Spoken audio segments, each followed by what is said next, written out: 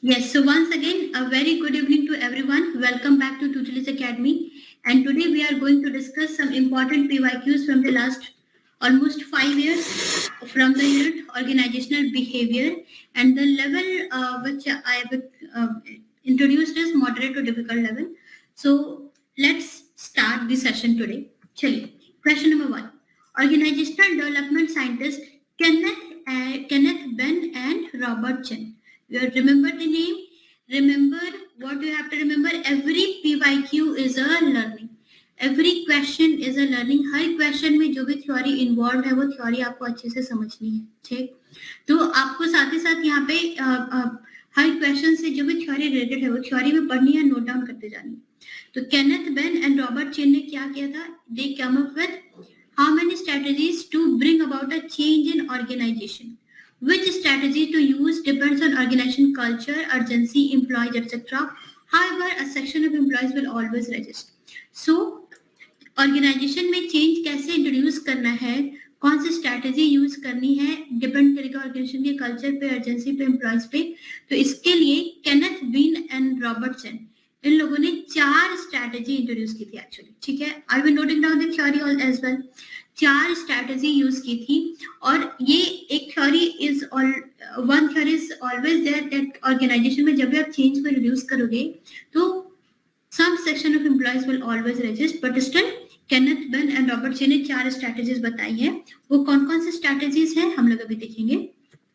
Yes, so these are the 4 strategies which are recommended by Ben and Chen. पहला है empirical rational strategy. Okay, so what is assumed here? Here assumption is employees जितने भी हैं वो rational है. ठीक है, तो वो हमेशा अपने सेल्फ इंटरेस्ट को अपने माइंड में रखेंगे. वो समझेंगे कि चेंज क्यों लाया जा रहा है और वो समझेंगे कि चेंज उनको बेनिफिट ही करेगा. इसलिए तो चेंज हमारा डिपेंड करता है कि एम्प्लॉय कितने रैशनल है और किस तरीके से हमने उनको इंफॉर्मेशन पास की है, किस तरीके से बताया है कि चेंज क्यों जरूरी है और कितना इंसेंटिव ऑफर किया है. Second is normative reductive strategy. इसमें अजम्पशन ये है कि एम्प्लॉयज हमारे सोशल बीइंग्स है और जो सोशल कल्चरल नॉर्म्स है उसको वो मानेंगे. तो कोई भी अगर नॉर्म्स के अगेंस्ट जाएगा तो वो बॉयकॉट करेगा. तो चेंज जो है वो it's based on redefining and reinterpreting existing norms and values and development commitment to newer ones. हमें बताते हैं कि भाई समय चेंज हो रहा है तो अभी हमारा एग्जिस्टिंग नॉर्म्स और वैल्यूज ऐसा रहेगा और लोगों को इस तरीके से चेंज के लिए हम अडॉप्ट करवाते हैं. तीसरा है पावर कोएर्सिव स्ट्रेटजी. इसमें अजम्पशन ये है कि एम्प्लॉयज है वो कंप्लायंट है, आपका पावर गेम होगा और वो लोग वही करेंगे जो आप उनसे करने को कहेंगे. तो change is based on the exercise of authority, right. और चौथा क्या है environmental adaptive strategy. Here assumption is employee will oppose any loss and disruption due to change, but they are also adaptive. यहाँ पे क्या माना जाता है कि एम्प्लॉयज है वो अडेप्टिव है और वो न्यू सिचुएशन से अडॉप्ट कर जाएंगे क्योंकि उनके पास कोई ऑप्शन नहीं होगा. आप बोलोगे चेंज आएगा, भाई उनको मानना पड़ेगा. तो change is based on building a new organization. Gradually लोग जो है वो ओल्ड से न्यू ऑर्गेनाइजेशन की तरफ मूव कर जाएंगे, राइट. चलिए, so question number 2, which of the following is not a reason to increase workforce diversity? इसमें से कौन सा रीजन वर्कफोर्स डाइवर्सिटी को बढ़ाने के लिए नहीं है? So let's see the options. अगर डेमोग्राफिक्स चेंज हो रहा है, yes you will change the workforce diversity, right. Workforce diversity से रिलेटेड एक इंपॉर्टेंट टर्म भी हमने पढ़ा था, टोकनिज्म, जिससे भी पीएसक्यूज में क्वेश्चन आए थे. You should know that term as well, tokenism. Okay, yeah I am just checking once again if my voice is audible and this PDF is visible to everyone who all are online. Yeah, right, good. If there is any issue, immediately you have to comment. So which is not a reason to increase workforce diversity? Changing demographics, yes. Product quality, consciousness, political and legal system globalization. आपका business अगर globalize हो रहा है, so you will be needing to recruit people from various places where your business branch is going to open. तो ये आप workforce diversity आप increase होगा. पॉलिटिकल एंड लीगल सिस्टम से भी वर्कफोर्स डाइवर्सिटी इंक्रीज होगा. ठीक है, they can limit people from a place where you can recruit. अब लिमिट किया जा सकता है या बढ़ाया जा सकता है, लेकिन प्रोडक्ट क्वालिटी कंसियसनेस का आपका वर्कफोर्स डाइवर्सिटी पे कोई फर्क नहीं पड़ रहा है कि प्रोडक्ट क्वालिटी कंसियसनेस से आपको वर्कफोर्स डाइवर्सिटी इंक्रीज करनी ही है, right. So we will, so our answer will be point number B. Yes, remember the term tokenism as well. Okay, चलिए next question. 5S Japanese model is associated with, जुलाई 2014 का question है ये. 5S Japanese model किससे associated है? Quality management, cost effective activities, housekeeping, none of the above. In between, I'll keep checking the answers of those people who are online. Yes. 5S Japanese model हमारा किससे associated है? Housekeeping से associated है, right? It's a bigger term than quality management, cost effectiveness. ये सारा इसके अंदर ही आ जा रहा है, हाउसकीपिंग के अंदर ही आ जा रहा है. Let's see what are the 5S पर हम लोग दोबारा देखेंगे 5S क्या क्या हैं. They are सेरी, सेशन, शिशु, सिकित्सु एंड शित्सुके. ठीक है. और इंग्लिश में, जापानीज में तो हम ये कहते हैं, और इंग्लिश में हम इसे क्या ट्रांसलेट करते हैं? Very important. Math of following में कई बार पूछा जा चुका है, पूछा भी जा सकता है अगेन. सेरी को sort, session set in order, session is set in order, shisho is shine, sikutsu is standardize and shitsuke is sustain. Remember this as well. यहाँ पे मैंने थोड़ा सा डिस्क्रिप्शन में दे दिया है. ठीक है. आई होप आपको ये सारी ये जो पिक्चर्स है वो दिख रही हैं. शाइन इज, शाइन यहाँ पर है, shine is cleanliness, set in order is orderliness, sort organization, standardize is standardize cleanup, sustain is discipline. Sustain में डिसिप्लिन भी आता है जहाँ पर आप ऑर्गेनाइजेशंस में आप टाइमली आते हो, प्रॉपर्ली ड्रेस होते हो और properly ID card and all wear करते हो. You take pride in working in your organisation. That comes in sustain. Okay. So ये एक रफ में आपको, I think it's clear. Next चलिए, इसे हमने अपने रेगुलर क्लास सेशन में भी डिस्कस किया है. नेक्स्ट क्वेश्चन नंबर 4 देखिए. Very interesting question. Dejobbing means, dejobbing का मतलब क्या होता है? Any guesses? I'll be checking the answer in 10 seconds. Any guesses? Yes. तो de-jobbing का मीन्स होता है broadening responsibilities. Yes, आपका जो responsibility का जो दायरा है उसे बढ़ाना. आप सिर्फ ये नहीं सोचोगे कि जो आपके जॉब डिस्क्रिप्शन में बस जितना लिस्टेड है सिर्फ और सिर्फ उतना करके you have to get back to home. You will see कि आपसे ऑर्गेनाइजेशन क्या एक्सपेक्ट कर रही है. आप अपनी रिस्पॉन्सिबिलिटीज को थोड़ा फॉर्मल जॉब डिस्क्रिप्शन से इनफॉर्मल की तरफ लेके जाओगे. You will do some extra work so as in response to the organisation taking care of you. तो dejobbing is the broadening of responsibilities of the company jobs and encouraging employees not to limit themselves to what is there on their job description. ठीक है. उनको encourage करना है कि आप सिर्फ खुद को एक मशीन ना बनाओ जो कि सिर्फ जॉब डिस्क्रिप्शन का काम करे. ऐसा नहीं करना है. ठीक है. And then from the employ perspective, employees need to extend their horizon and work beyond their specified roles and responsibilities. Right. With organization looking for reduction in workforce, only those who go beyond their normal work will survive this challenge. Cost cutting इतना हो रहा है, इतने ज्यादा laid off हो रहे हैं, तो उसके लिए जो लोग अपने job description से beyond जाकर कुछ extra करते हैं, they show that they care for the organization and वो उनको सिर्फ 4 काम निपटा कर घर नहीं जाना. They have to show that they do care and they go beyond their responsibilities. ये होता है de-jobbing. Gone are the days when an employee could ignore the extra work by saying it's not my work. ऐसा नहीं है. The employer is now expecting you to pick up and run with anything that comes your way. है ना. कुछ भी काम आ रहा है, जरूरत है, अभी दिस पॉइंट पे जरूरत है, आप अवेलेबल हो तो आप करोगे वो काम. For example, in Philips Software Center, the employee have all the comforts in the world, a variety of cuisine, scratch, gymnasium, everything. It is a whole new work. The employer is so happy with their office that the company had to come out with an order stating that nobody should stay in the office after 9 PM without sufficient reason. ये एक तरह का de-jobbing का example हो गया. But अब you should know what this term is trying to say to you. You have to go for extra work as well. You don't have to limit your work to job description. Next question, question number 5.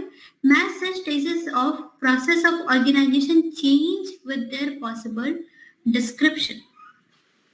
July 2018. Stages of process of organization change with their possible description. Diagnosis, stabilization, motivation और action proposal है, आपको match करना है. Yes, so we will start matching now. देखिए, diagnosis में क्या करते हैं हम लोग, जो एक्चुअली जो मेन प्रॉब्लम है उसको फाइंड आउट करने की कोशिश करते हैं, है ना. The attempt to search for the main cause underlying the symptom encountered. So A will be yes, matching for A will be 2. And then stabilization. तो स्टेबलाइजेशन में आप चेंज को इंटरनलाइज करते हो और उसको एक नॉर्मल लाइफ का पार्ट बनाते हो, ठीक है. And then we have motivation. तो मोटिवेशन क्या है? मोटिवेशन अगर हमारे पास ये दोनों पॉइंट्स हैं, so we can match it with this. The stage where people are involve, यहाँ पे लोग अगर मोटिवेटेड होंगे तो वो इन्वॉल्व होंगे detail consideration of the propose changed में. और एक्शन प्रपोजल क्या होगा? The stage for framing a proposal in relation to the problem और इश्यूज आइडेंटिफाइड. एक्शन प्रपोजल में हम फ्रेम करते हैं कि जो प्रपोजल फ्रेम करते हैं जो भी प्रॉब्लम हमने आइडेंटिफाई किया है उसके लिए. Yeah so with this matching we see the answer is point number 4. ठीक है, clear, right. Next question number 6 देखिए.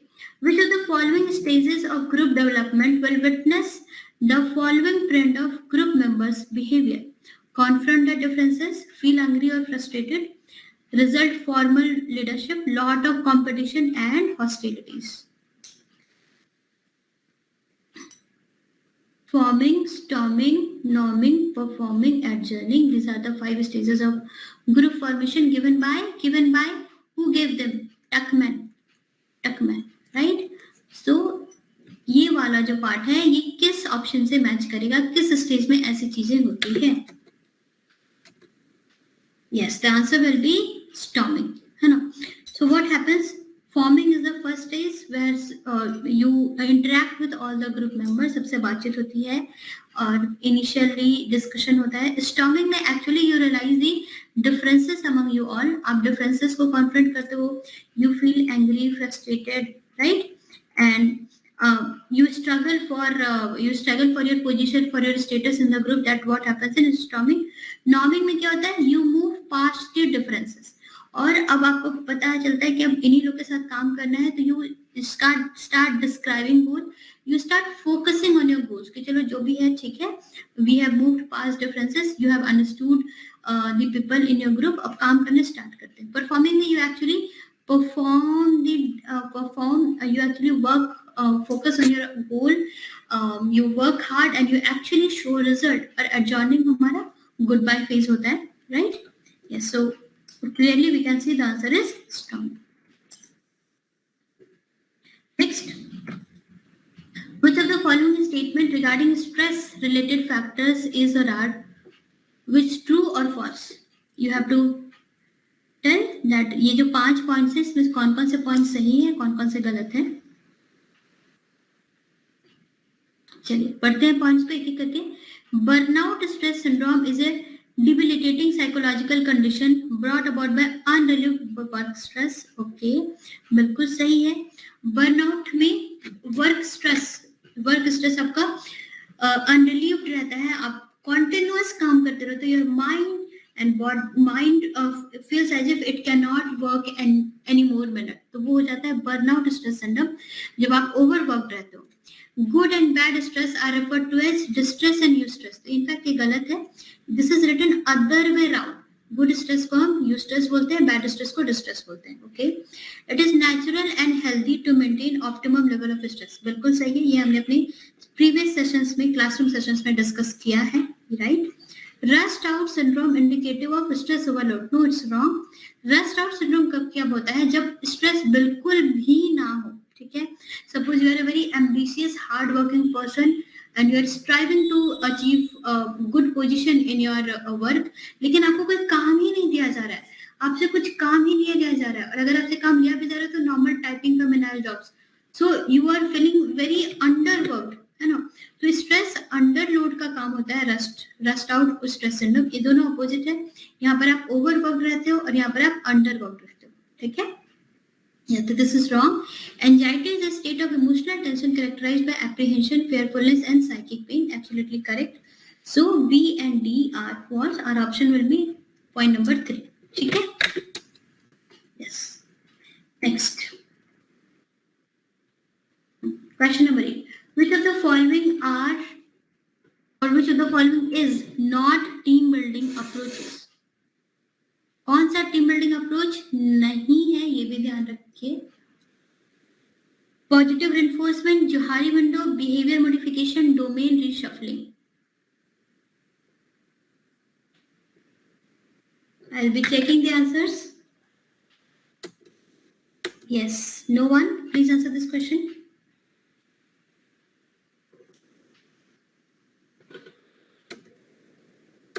चलिए डिस्कस करते हैं.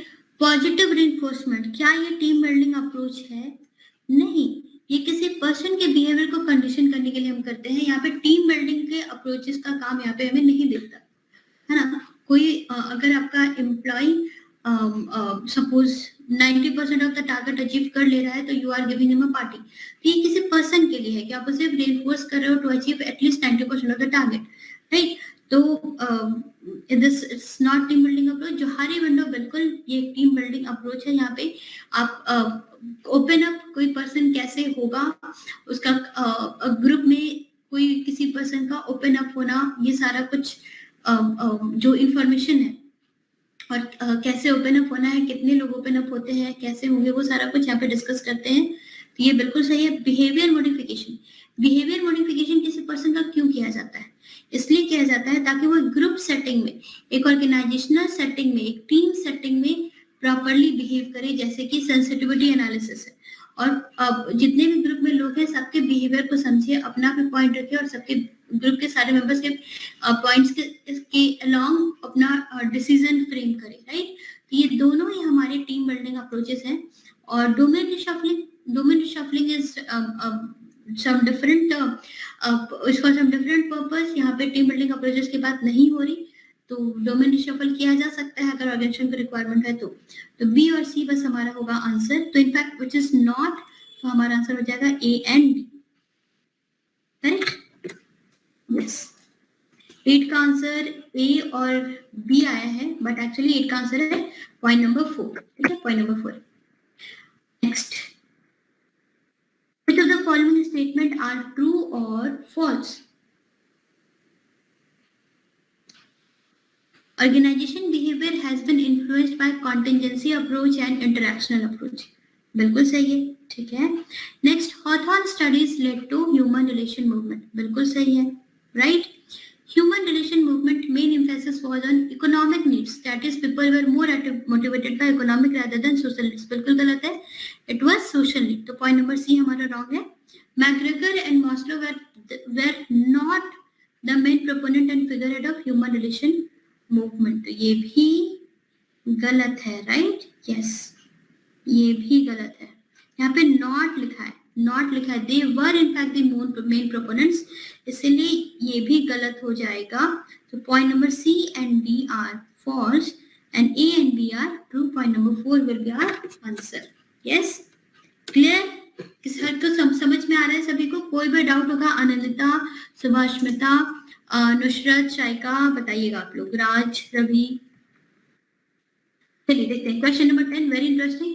हैंड सेले, मैंने आपको बताया था हैंड सेले जब भी आपके माइंड, जब भी आपको भी देखे आपको समझ जाना है कि ये पर्सन किससे रिलेटेड है? स्ट्रेस के कॉन्सेप्ट से, है ना, स्ट्रेस के कॉन्सेप्ट से. तो इन्होंने 1956 में एक फिनोमेना दिया था, general adaptation syndrome, and it has been widely accepted as a comprehensive model to explain the stress phenomenon. The 3-stage model states that when an organism is confronted with a threat, the general physiological response occurs in 3 stages. Okay, so again I am reiterating that take every question as a learning. अगर आपको इस syndrome के बारे में नहीं पता है तो इस क्वेश्चन के थ्रू उसे सीखने की कोशिश करेंगे. Remember this year as well, remember this person as well. सारे ऑप्शंस को देखिए, कौन सा ऑप्शन होगा और कौन सा ऑप्शन नहीं होगा, तो क्यों नहीं होगा. ठीक है. तो ये जो गैस मॉडल है बाय हैंसेले, तो वो मॉडल बताती है कि जब भी आपको कोई थ्रेट से कॉन्फ्रंटेशन होता है तो आपका जो रिस्पॉन्स होता है, फिजियोलॉजिकल रिस्पॉन्स में आपके माइंड और बॉडी का रिस्पॉन्स 3 स्टेज में होता है. Alarm stage, exhaustion and resistance. This is not the answer. तो हमारा आंसर पॉइंट नंबर 1 हो जाएगा. इसको थोड़े डिटेल में देखते हैं. तो देखिए, general adaptation syndrome is a term that describes the, I will just zoom out little bit, that describe the physiological changes that body automatically goes through when it responds to stress. जब भी आपका body ना stress के through जाता है तो कौन कौन से रिस्पॉन्स होते हैं उसको हम लोग देखेंगे. 1936 में गैस सबसे पहले आई 50s में alarm reaction, stage of resistance and stage of exhaustion. Alarm reaction क्या होता है? जब कोई भी स्ट्रेस कॉन्फ्रंट होता है, इमीडिएटली आपकी बॉडी का जो इनिशियल रिस्पॉन्स होता है उसे हम अलार्म रिएक्शन कहते हैं। The stage is also referred as flight और फाइट। जैसे कि अभी सपोज आपकी अब it's just hypothetical that UGC NET का एग्जाम आफ्टर 7 days है, ऐसा अगर अनाउंस हो जाता है तो हाउ यू विल रिएक्ट, आपका इनिशियल रिस्पॉन्स क्या होगा, वेदर टू फाइट और फ्लाइट, है ना। तो during this stage the body sympathetic nervous system is activated by sudden release of hormones that only 7 days are remaining, whatever is there I have to revise, I have to study so much in these 7 days, you will keep planning all these things। तो वो सारी चीजें हैं। फिर आता है resistance. The resistance stage is when your body tries to repair itself after initial shock of stress. Initial shock of stress के बाद आपका माइंड धीरे धीरे प्लानिंग करने लग जाता है, क्योंकि मैंने नोट्स तो सारे कंप्लीट कर लिए, सिलेबस मेरा कंप्लीट है, 7 दिनों में बस मुझे रिवाइज करना है, पीवाईक्यूज में जो कॉन्सेप्ट है वो सारे रिवाइज करने हैं। तो आप धीरे धीरे क्या होता है कि प्लानिंग करने लगते हो, सेटल डाउन होने लग जाते हो। That is what is resistance. If the stressful situation is no longer present and you can overcome the stress, your heart and blood pressure will start to return to pre stress level. आप अगर खुद के body को manage कर लेते हो कि ठीक है 7 days में day 1, day 2, day 3, day 4, day 5, day 6, day 7 मैं ये सारे काम करूंगा और आई विल मैनेज, तो आपका हार्ट और ब्लड प्रेशर धीरे धीरे सेटल डाउन हो जाएगा। लेकिन अगर आप स्ट्रेस को बहुत दिनों तक रखोगे और रिजॉल्व नहीं करोगे तो आपका बॉडी को कोई क्लियर सिग्नल नहीं मिलेगा और वो नॉर्मल फंक्शनिंग लेवल पे नहीं आएगा। It will continue to secrete the stress hormone और आपका बॉडी का ब्लड प्रेशर हमेशा हाई रहेगा अगर आपने नॉर्मलाइज नहीं किया सिचुएशन को। तो फिर एग्जॉस्टेशन क्या हो जाता है? अगर प्रोलॉन्ग या chronic stress leads to last stage of exhaustion. कभी कभी कोई पर्सन इस स्टेज पर आकर के दे हैंडल द सिचुएशन और कभी कभी सिचुएशन हैंडल नहीं होता तो एग्जॉस्टेशन हो जाता है। और एग्जॉस्टेशन stressor without relief drains your physical, emotional and mental resources to the point where body is no longer able to cope up with the stress। अब आपका बॉडी स्ट्रेस से कोप अप नहीं कर पाएगा, बॉडी बिल्कुल पूरी तरह एग्जॉस्ट हो जाता है और इसका साइन क्या है? फटीग होता है, एक्सेसिव बर्नआउट हो जाता है, डिक्रीज स्ट्रेस टॉलरेंसी। तो ये सारे आपके साइन आपको एग्जॉस्टेशन की तरफ ले जाते हैं। और in your life you may relate some situation to this model as well, right? Question number 11 देखते हैं। The managerial grid theory was propounded by Blake and Mouton 1978। Year note करते जाइए, ठीक है। Having popular application of both task and person orientation, we have already studied about this। Each leader can be rated somewhere along each of the axes from 1 to 9 depending upon his or her orientation। तो कौन सा इसमें से जो description है वो leader के बारे में बताता है। तो इनफैक्ट यहाँ पे जो क्वेश्चन है चारों पॉइंट ये हमारे सही हैं। आप देखिएगा यहाँ पे इस क्वेश्चन में एक्चुअली कुछ तो आई थिंक कुछ एरर होगा, तो जो इनफैक्ट चारों क्वेश्चन ही सही है। The leader reflects middle ground position. तो the leader is extremely concern about task and also the people. The leader is primarily concerned for people and only incidentally concerned with production। The leader is concerned with neither people nor production। तो यहाँ पे जो हमारा जो managerial grid है उसी के बारे में ही यहाँ पे चारों ऑप्शन में डिस्क्राइब किया हुआ है, राइट। जो लीडर ना ही प्रोडक्शन ना ही पीपल पे कंसर्न होता है उसे क्या कहते हैं? इम्पोवरिश्ड मैनेजमेंट कहते हैं उसे, right.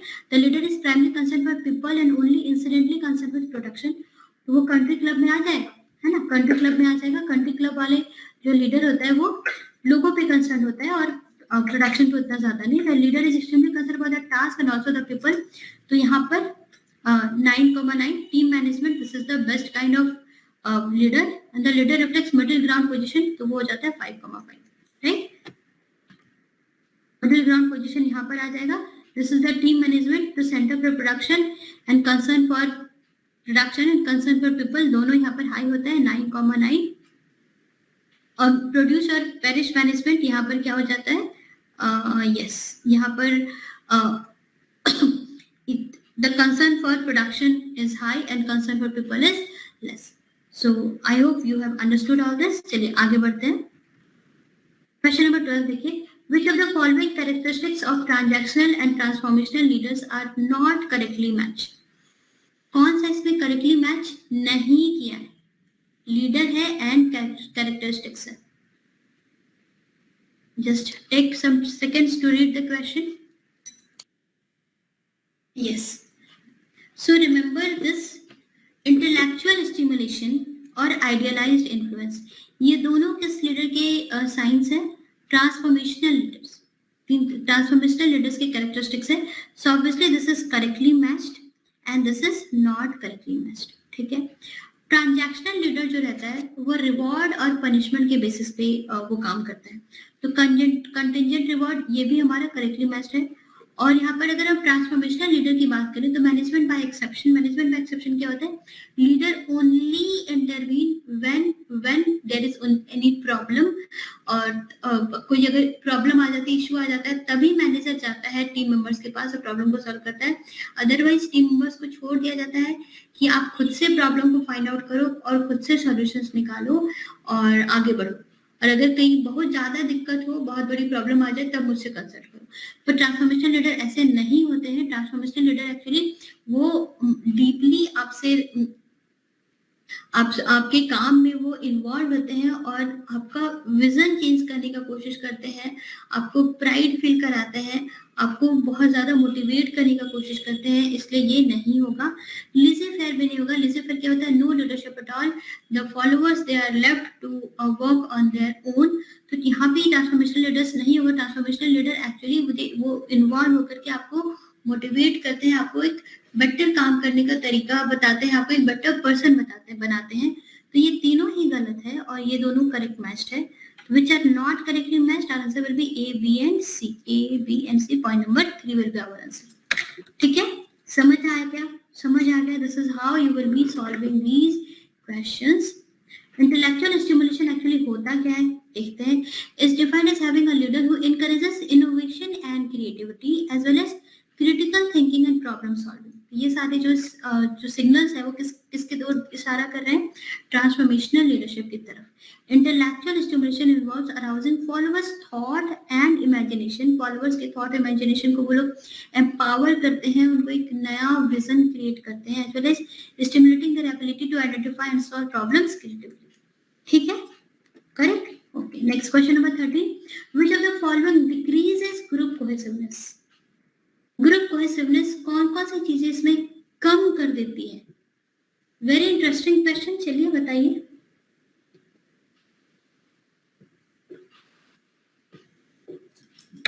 Which of the following decreases group cohesiveness?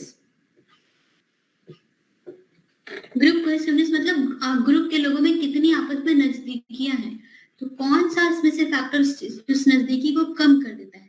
Agreement on group goals, frequency of interaction, large group size, all of the above.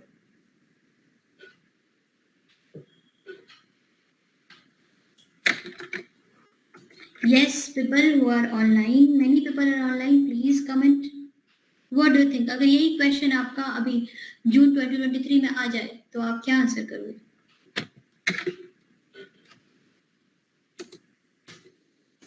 Yes, we have got some answers. Yes, absolutely correct. नीलम, आपका answer सही है. Large group size, अगर group size बहुत ज्यादा बड़ा हो जाता है, एक ग्रुप में 50-100 लोग हैं, तो we don't even know each other. Many people will not even be able to know each other. तो उसमें ग्रुप कोहेसिवनेस हमारा घट जाएगा और ग्रुप कोहेसिवनेस हमारा सिर्फ लार्ज ग्रुप साइज ही होगा आंसर. ये दोनों नहीं होगा. इन दोनों से ग्रुप कोहेसिवनेस नहीं घटती, फ्रीक्वेंसी ऑफ इंटरेक्शन से नहीं घटती, अग्रीमेंट ऑन ग्रुप्स को से भी ग्रुप्स कोहेसिवनेस नहीं घटती. तो हमारा answer all of the above नहीं होगा. ठीक है, हमारा आंसर क्या हो जाएगा? Point number C. Yes, absolutely Anandita and Supasmita. Okay, next question number 14 देखिए. Match the following books and concept authors. मैं आपको कहती हूँ कि अपने नोट्स बनाइए. नोट्स में बुक्स, ऑथर्स, अगर कोई इंपॉर्टेंट बुक्स है तो ईयर्स, ये सारा कुछ आप नोट डाउन कीजिए. कॉन्सेप्ट्स, किस बुक में कौन सा कॉन्सेप्ट है, किसी इंपॉर्टेंट बुक के कॉन्सेप्ट भी पूछे जाते हैं कभी कभी यूजीसी नेट एग्जामिनेशन में. तो गेम्स पीपल प्ले, ये एक्चुअली ये बुक एरिक बर्न ने लिखी है. ट्रांजैक्शनल एनालिसिस को इसमें इन्होंने बहुत अच्छे से बताया है. I am okay, you are okay, ये कॉन्सेप्ट हमने क्लास में डिस्कस किया था. This is a concept of live position. Live position concept के बारे में किसने बताया था? थॉमस हैरी ने बताया था. Johari window, actually it was given by Joseph लुक एंड हैरी इंगम्स. आप इनका टाइटल भी याद रखिए, एक बार एग्जामिनेशन में यूजीसी नेट एग्जामिनेशन इनफैक्ट इनके टाइटल्स के बारे में भी क्वेश्चंस थे. Okay, yes.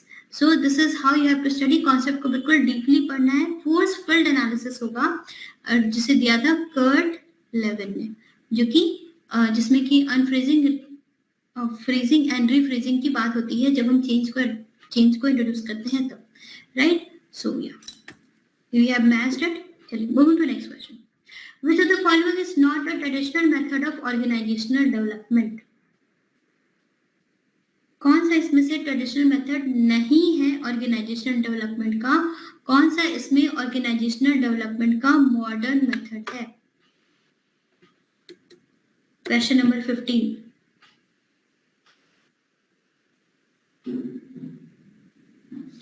Yes, I am moving little bit fast, I think, because we have so many questions to discuss.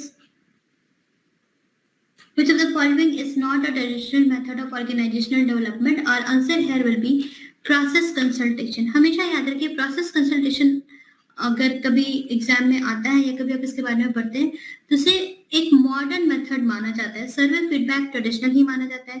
Sensitivity training still traditional, managerial grade still traditional माना जाता है. Process consultation अभी कुछ रिसेंट टर्म है, इसे हम modern technique मानते हैं. इसमें क्या होता है प्रोसेस कंसल्टेशन में? एक्चुअली ये क्लाइंट बेस्ड होता है और जो भी आपके स्टेक्स होल्डर्स हैं, क्लाइंट है, आप उनसे प्रोसेस को कंसल्ट करते हो, right. You allow the consulting client to understand the internal and external environment of organization and provide a solution for the organization development as per the client's requirement, right? So this is considered a modern method of organizational development. Next question number 16, very important. Paper 1 में भी इसके बारे में पूछा जाता है. Pygmalion effect is associated with. Pygmalion effect क्या होता है? Yes. 15 का C, yes, बिल्कुल सही है. Pygmalion effect is associated with self fulfilling prophecy. 16 का आंसर भी क्या हो जाएगा? सी हो जाएगा. ये आपने देखा होगा कभी ऐसा होता है कि अगर आपने जॉब सपोज स्विच की है या फिर even in your current job, अगर आपके जो बॉस है उसको आपसे बहुत बहुत बहुत ही ज्यादा एक्सपेक्टेशन है. So in order to balance with that आप जरूरत से ज्यादा काम करते हो. आप अपने आप को थोड़ा मोटिवेट करते हो कि नहीं सच एंड सच बॉस की, या फिर the same situation if that exists in family में अगर कोई पर्सन है, आपकी मदर, फादर, एल्डर ब्रदर आपसे बहुत ज्यादा एक्सपेक्ट कर रहे हैं, तो you go beyond your comfort zone and you try to do that extra effort, and that is what is called as Pygmalion effect. Okay, yes, the Pygmalion effect describes situation where someone's high expectation improve our behavior and therefore our performance in a given area. It suggests that we do better when more is expected of us. और याद रखिए Pygmalion effect exam में पूछा गया है तो ये भी पूछा जा सकता है. पिग्मेलियन इफेक्ट को हम रोजेंथल इफेक्ट भी कहते हैं. And it is a psychological phenomenon in which high expectation lead to improve performance in a given area. ठीक है, done. Next question. Which of the following are the 3 dimensions of Mendenhall and Odoo training model for expatriates? Yes, so for expatriates, training is carried out, right, before sending them to foreign assignment. तो Mendenhall and Odoo एक training model है जो बताता है कि एक्सपैट्रिएट्स की training कैसी होनी चाहिए. तो उसके 3 डायमेंशन है एक्चुअली. कौन कौन से 3 डायमेंशन है? सबसे पहला यस ट्रेनिंग मेथड, दूसरा लेवल ऑफ ट्रेनिंग और तीसरा ड्यूरेशन ऑफ ट्रेनिंग. ये तीनों बताता है ये जो मॉडल है Mendenhall and Oddou training model. और answer will be A C D, right. Yes, चलिए थोड़ा सा एक बार इस मॉडल को रिवाइज कर लेते हैं. थोड़ा सा अगर हम जूम करें तो देखते हैं. If yes 3 things are there, length of stay, length of training and length of rigour. So अगर आपका लेंथ ऑफ स्टे 1 मंथ या 1 मंथ से लेस है, या 1 साल, लगभग 1-2 महीने या से 12 महीने तक है, या 1 से 3 साल तक है, तो आपका लेवल ऑफ आपके ट्रेनिंग का लेवल ऑफ रिगर क्या होगा और आपके ट्रेनिंग का लेंथ क्या होगा, ये मॉडल बताता है. तो अगर आपका जो लेंथ ऑफ स्टे है वो 1 महीने से कम है तो आपकी लेंथ ऑफ ट्रेनिंग भी लेस देन अ वीक होगी और आपका लेवल ऑफ रिगर भी जो लो होगा, आपका जो ट्रेनिंग का जो रिगर होगा वो भी लो होगा। दैट विल बी, आपको बस एरिया ब्रीफ किया जाएगा, कल्चर ब्रीफ किया जाएगा, कुछ यूज ऑफ इंटरप्रेटर सिखाया जाएगा, थोड़ा मोड़ा सर्वाइवल लेवल लैंग्वेज सिखाई जाएगी। इन केस आपका length of stay 2 to 12 months है, आपका लेवल ऑफ रिगर मॉडरेट होगा और आपका length of training 1 to 4 weeks होगा, जिसमें आपका जो अप्रोच होगा ट्रेनिंग का वो इफेक्टिव होगा। थोड़ा बहुत करियर से एसिमुलेट किया जाएगा, रोल प्लेइंग एक्सरसाइज, कुछ क्रिटिकल इंसिडेंट बताए जाएंगे, कुछ केसेस बताए जाएंगे। इस केस में अगर आपको बहुत स्ट्रेस होता है तो stress reduction training, moderate language training आपको दी जाएगी। अगर आपका लेंथ ऑफ स्टे कुछ ज्यादा है 1 to 3 years, तो आपका लेवल ऑफ रिगर, जो ट्रेनिंग का जो रिगर होगा वो भी ज्यादा होगा और लेंथ ऑफ ट्रेनिंग भी ज्यादा होगी, 1 2 मंथ्स से ज्यादा। और जिसमें आपको वहाँ के जो कल्चर है उसमें इमर्ज करने की ट्रेनिंग दी जाएगी। आपको असेसमेंट सेंटर्स होंगे, फील्ड एक्सपेरिमेंट होंगे, सिमुलेशन एनवायरनमेंट होंगे जहाँ पे आपको सिखाया जाएगा, sensitivity training, extensive language training आपकी होगी। तो यहाँ पे इमर्शन अप्रोच होगा। तो this is what is Mendenhall and Oddou cross cultural training model for expatriates, right. चलिए move to next question. Charismatic leadership was given by, charismatic leadership, Modi ji जो है वो जहां भी कभी जाते हैं तो वो ट्राई करते हैं कि जो रीजनल अटायर्स है ना, वो मे बी द टर्बन और the scarf which he carry, वो थोड़ा रीजनल होता है ताकि वो लोगों से बेटर कनेक्ट हो सके। ये कैरिस्मेटिक लीडरशिप का एग्जांपल है। तो that was actually given by Robert House. Robert House ने हमें बताया था कैरिस्मेटिक लीडरशिप के बारे में। Yes, thank you Ravi for your answer. Next, question number 19. Major families of OD intervention are sensitivity training, team building, survey feedback, all of the above. What is OD intervention? What is HRD intervention? What is supply chain intervention? What is marketing intervention? Anything. Intervention मतलब anything which is any process, any any process, any intervention, any tool, any machinery which is intervening to improve the system, to improve the process, to improve the productivity. HRD को improve करने के लिए अगर कोई नया process को intervene करवा रहे हैं तो that is HRD intervention, right. तो OD इंटरवेंशन के लिए भी कुछ जो चीजें हैं वो है सेंसिटिविटी ट्रेनिंग है, टीम बिल्डिंग अप्रोच है, सर्वे फीडबैक है, कुछ भी नई चीजें हम इंट्रोड्यूस करते हैं ताकि हम अपने ऑर्गेनाइजेशन डेवलपमेंट को एक नया पहलू दे सके, बहुत अच्छे से ऑर्गेनाइजेशन डेवलपमेंट करवाएं, तो वो हमारा ऑर्गेनाइजेशन डेवलपमेंट इंटरवेंशन होगा। हमारा आंसर क्या हो जाएगा यहाँ पर, ऑल ऑफ द अबव। देखिए, a set of sequenced plan action और event intended to help an organization increase its effectiveness. OD intervention organization की effectiveness बढ़ाएगी, HRD intervention human resource department की intervention की effectiveness बढ़ाएगी, right? तो purposely और intervention क्या करता है, intervene करता है, तो it actually it disrupts the status quo. status quo मतलब जो actually जो चीजें चली आ रही होती है traditionally उसको disrupt करके कुछ नया लाना, intervene करना मतलब वही होता है। तो they are deliberate attempts to change an organization or sub-unit towards a different and more effective state. Yes. So what does intervention do? जो भी चला आ रहा है उसको थोड़ा चेंज करते हैं, उसमें बदलाव लाने की कोशिश करते हैं and to a different and more effective state. So OD intervention के जो tools है वो है sensitivity training, team building, survey feedback, etc. etc. Right? 360 degree appraisal and all. चलिए, एक बहुत important question है यहाँ पर. According to Deal and Kennedy, okay, in a dynamic organization characterized by fun and action, where employees take few risks, games meeting, promotion and convention are encouraged to help maintain motivation, the type of culture can be described as process culture, work hard, play hard culture, both and be all of the above. तो यहाँ पे हमारा answer हो जाएगा point number B, work hard play hard culture, C. Deal and Kennedy किस बारे में बात करते हैं हम लोग देखेंगे। तो डील एंड कैनेडी का एक कल्चरल मॉडल है जो कि दो चीजों पे फोकस करता है, फीडबैक एंड रिवॉर्ड और रिस्क, ठीक है।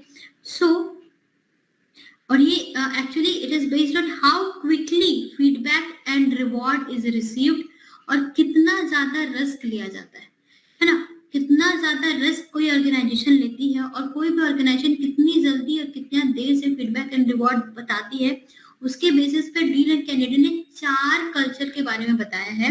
देखिए आगे बढ़ते हैं तो जो 4 कल्चर टाइप है as per Deal and Kennedy वो ये है कि फीडबैक स्पीड अगर स्लो है और ऑर्गेनाइजेशन बहुत कम रिस्क ले रही है, low risk high risk, feedback speed अगर लो है और ऑर्गेनाइजेशन बहुत कम रिस्क ले रही है तो वो प्रोसेस कल्चर है।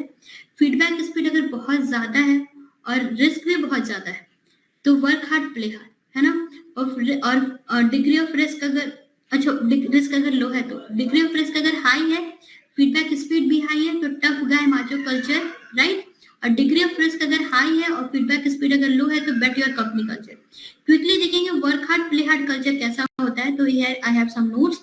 तो work hard play hard culture में feedback speed is fast, risk is low, so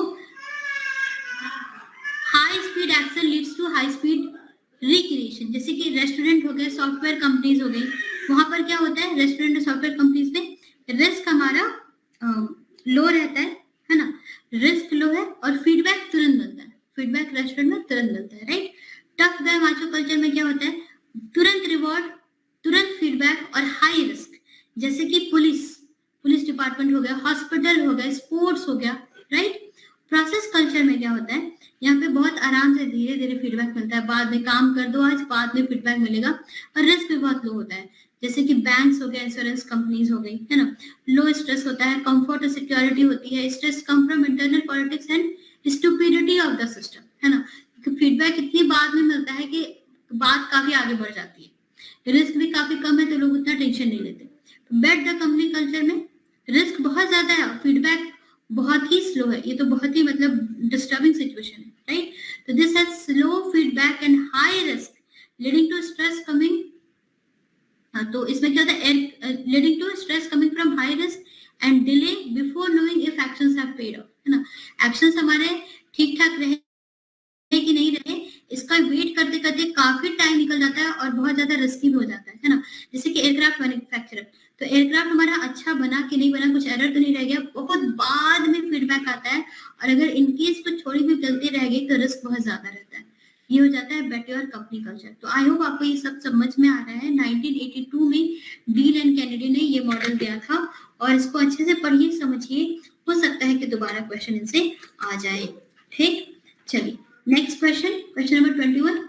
Selectivity in responding to information that is in conformity with one's own feeling is because of, very beautiful question. Already we have discussed this concept, this theory in our regular sessions. बताइए क्या हो सकता है।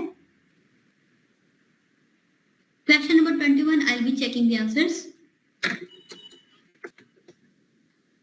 Yes.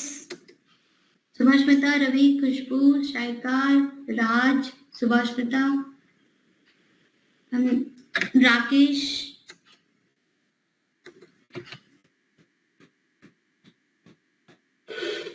Questions को फिर से पढ़ते हैं। Selectivity in responding to information that is in conformity with one's own feeling. आपके मन में जो फीलिंग्स है, ठीक है,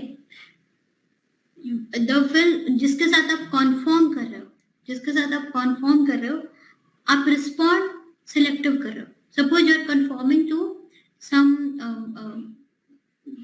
so you are conforming to these many suppose 5 things, your mind is conforming to 5 things but you are responding to these 2 things only. तो यहाँ पे क्या है आपका एटीट्यूड और बिहेवियर में डिसोनेंस है। हमारा आंसर है कॉग्निटिव डिसोनेंस। आपके माइंड में इतनी सारी बातें हैं कि आपको बॉस ने आपको प्रमोशन के लिए रिकमेंड नहीं किया, बॉस ने प्रमोशन के समय आपका नाम नहीं लिया, प्रमोशन आपने सैलरी हाइक नहीं दिया, बॉस आपको कुछ काम भी दे रहे हैं, आपको काम करना भी जरूरी है, तो आप ये सारी चीजों को आप इग्नोर कर देते हो और next day you go for the work which boss has given to you even if you don't want to. तो you are selectively you are responding to these thing only, your mind is conforming to this thing as well that boss has not recommended your promotion but you are responding to that part, to some selective part only that boss is giving you work and you will have to do the next day. So that is what is cognitive dissonance. Even if your mind is not agreeing, you do not feel like doing it, but you go. Like just an hypothetical example. तो cognitive dissonance कि आपके mind के जितने भी feelings हैं, you are responding to it selectively, है ना।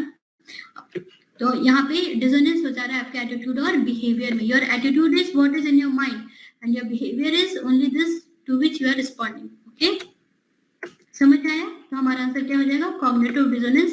खुशबू आपको समझ में आ रहा होगा कि इसका आंसर फिल्टरिंग क्यों नहीं होगा। ठीक है, I hope it's clear. Cognitive dissonance हमने अपनी क्लास में डिस्कस किया है, राइट? तो कॉग्निटिव डिसोनेंस नहीं, this is what you are reacting. You are reacting is whatever you are reacting is your behaviour, and whatever your mind, आपके mind में जो जो भी बातें हैं वो है आपका एटीट्यूड। आपका एटीट्यूड, इतना सारा कुछ आपके एटीट्यूड में इतनी सारी बातें हैं, but behaviour is this much, you are ignoring these points in behaving. Okay, yes, okay. Next question number 22. When one's group's performance depends on another group performance, it may result into inter-group conflict. Such dependence is described as, एक organisation में एक group का performance है, वो दूसरे group के performance पर depend करता है। अब क्या हुआ कि पैकिंग गुड्स हमारे तैयार हुए, उसके बाद फिर पैकिंग हुई, फिर पैकिंग को फिर कार्टन में पैक किया गया, फिर वेयर हाउस में गया। तो अगर यहाँ पे कोई काम ठीक से नहीं होगा तो इधर भी दिक्कत होगी, इधर भी दिक्कत होगी, है ना? तो एक ग्रुप का परफॉर्मेंस किसी दूसरे पर डिपेंड करता है तो इंटर ग्रुप कॉन्फ्लिक्ट हो जाता है। तो इस तरह के डिपेंडेंस को हम क्या कहते हैं? पूल्ड, क्लासिकल, रेसिप्रोकल या फिर sequential interdependence.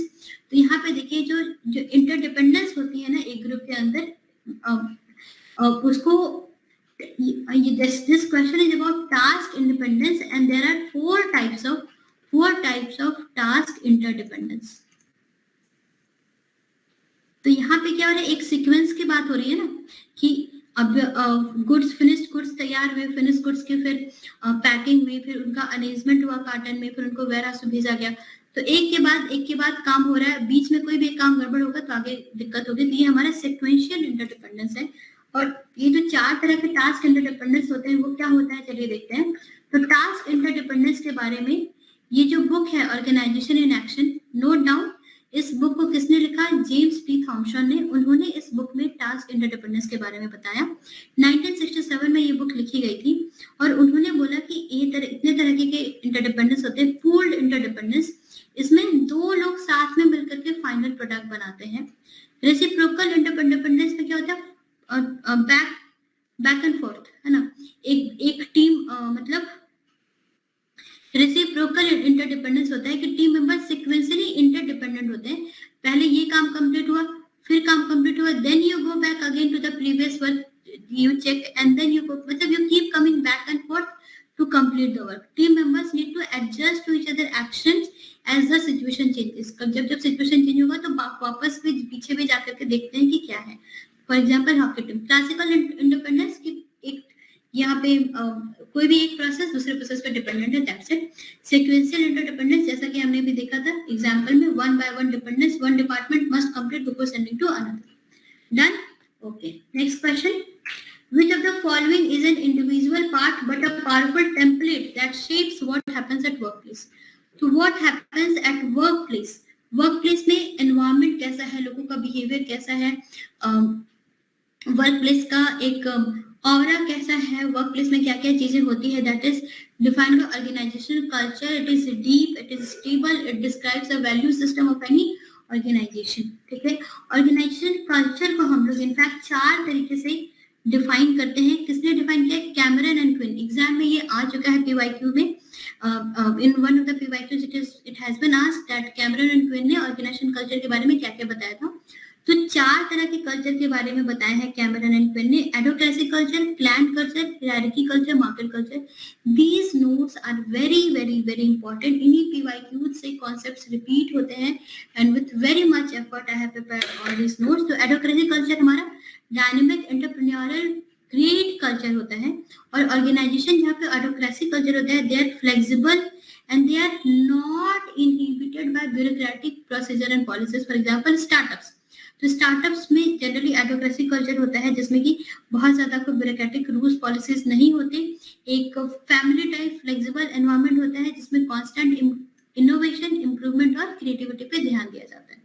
Yes, clan culture is family oriented culture, friendly culture, और यहाँ भी बहुत ज्यादा हायरार्की तो नहीं होती, बट एक लीडर होता है जो कि हर किसी के बेनिफिट की तरफ ध्यान देने की कोशिश करता है। हायरार्की कल्चर में थोड़ा कंट्रोल कल्चर होता है, यहाँ पे ब्यूरोक्रेटिक प्रोसीजर्स होते हैं और लेवल्स ऑफ अथॉरिटी काफी टाइट होते हैं, चेन ऑफ कमांड होता है।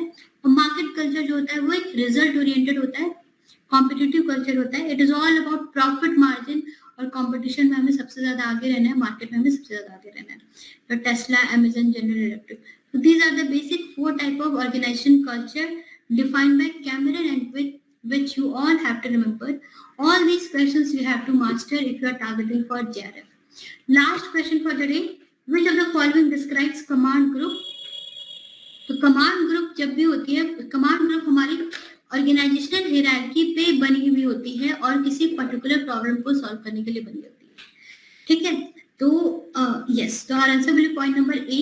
और बाकी पॉइंट्स क्यों नहीं होंगे, वी विल सी. देखिए, तो 4 तरह के ग्रुप्स होते हैं: command group, task group, interest group और फ्रेंडशिप ग्रुप. कमांड ग्रुप सबसे पहले हमारा फॉर्मल ग्रुप होता है जो कि ऑर्गेनाइजेशन की हायरार्किकल चार्ट के अकॉर्डिंग ही बना रहता है, जो कि किसी पर्टिकुलर मैनेजर को रिपोर्ट करते हैं and they are made to solve a particular problem, particular task, है ना. तो ऑर्गेनाइजेशन हायरार्की का ही कोई एक पार्ट आपको आप सपोज ले लिया जाएगा. Suppose this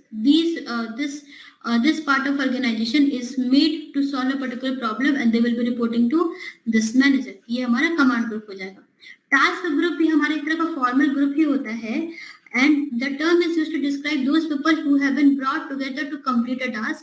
तो यहाँ पे जिन जिन लोगों का जो टैलेंट होता है, स्पेसिफिकेशन होता है किसी पर्टिकुलर टास्क को कंप्लीट करने के लिए, उन्हीं को बुलाया जाता है. यहाँ पे जरूरी नहीं कि हायरार्की को इससे ही लिया जाए. ठीक है, अब जैसे कि कुछ अगर टेक्निकल प्रॉब्लम आ गई है ऑर्गेनाइजेशन में, तो जो लोग टेक्निकली स्ट्रांग होंगे उनको पिक करके बोला जाएगा कि भाई जाकर के वो प्रॉब्लम को सॉल्व करो. ठीक है, task group are commonly reported as task forces. The organization appoints member and assigns the goal and task to be completed. Example of assigned task are development of a new product. अगर कोई new product development करना है, कोई production process को improve करना है, तो जो लोग इस चीज में टैलेंटेड में जिनके पास इस चीज का एक्सपर्टीज होगा वो लोग जाएंगे. राइट. इंटरेस्ट ग्रुप क्या होता है? An interest group is usually informal and is a group of people who have band together to attain a specific objective with each member is concern. Within an organization, this might be a group of people who come together to demand better condition or better employee evaluation process. ठीक है, तो एक informal set of groups होते हैं, जैसे कि quality circle हो गए. क्वालिटी सर्कल में इंटरेस्ट ग्रुप हो सकता है. राइट. और friendship group, these people come together because they share common ideal, common goal, other similarities like age, ethnic background. तो वहाँ पे हो जाता है फ्रेंडशिप ग्रुप. अगर आपको लगा कि आपके आप जिस सिटी से आए हो उसी सिटी से कोई पर्सन है and you people become friends, तो वो फ्रेंडशिप ग्रुप हो जाएगा. ठीक है, so these are the 4 kinds of group which exist in an organization setting. So these were 24 PYQs which I introduced. There will be one more session in which further some 20 PYQs will be discussed probably of the last 5 years. So I hope you like this session. किसी को अगर कोई doubt हो, feedback हो, कुछ कोई concept नहीं समझ में आया तो बता सकते हैं एंड कमेंट कर सकते हैं. So I'll be winding up the session now, and yes, thank you all for your time.